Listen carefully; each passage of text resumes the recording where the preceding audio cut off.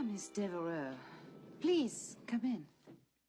It's very nice to meet you, Mrs. Colby. I do appreciate your inviting me here for a drink. You weren't invited. I sent for you. And this isn't a social drink. Oh, well, what is it then? A chance for me to find out why, since I've never met you, I don't like you. Well, so much for frankness. Oh, I'm always frank. Yes, I know. Exactly what is there about me you don't like, Mrs. Colby? Oh, please, sit down. Thank you. I don't like people asking questions about me behind my back. A good journalist goes straight to the source. Oh. Would you say these clothes and jewels are those of your everyday journalist? Well, anything can be rented these days. Yes, except intelligence. And I am a very bright woman, Mrs. Colby. Of course, you couldn't know that. We have known each other long enough for you to realize that. But you will, given time. What do you want, Miss Devereux? For now, not much, really. Merely to check out in the flesh what I've heard so much about.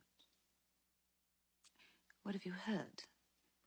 That Alexis Carrington Colby is one of the planet's true natural beauties. I'll buy that now. That she lives in a showplace penthouse. It is exquisite.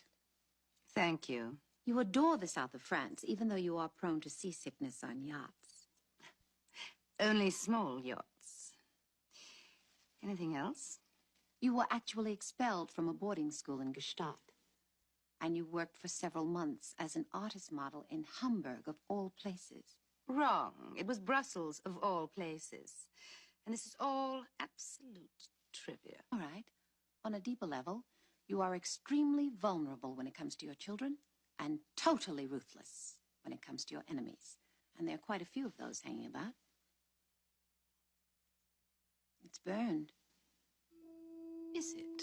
The champagne was obviously frozen in the bottle at some point. If the champagne is too burned for your taste, Miss Devereux, don't drink it. The caviar, I trust, is not burned.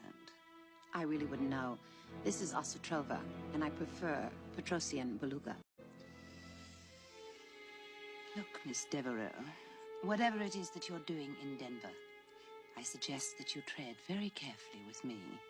Let me ask you, Mrs. Colby, is that supposed to be an implied threat of some sort? Because if it is, I am just as tough as you. Maybe tougher. Who the hell are you, anyway? Who am I? You will find out very soon. Very soon.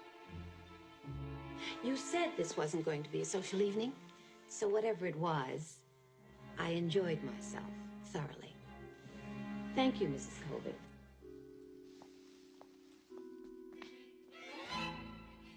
Ciao. For now.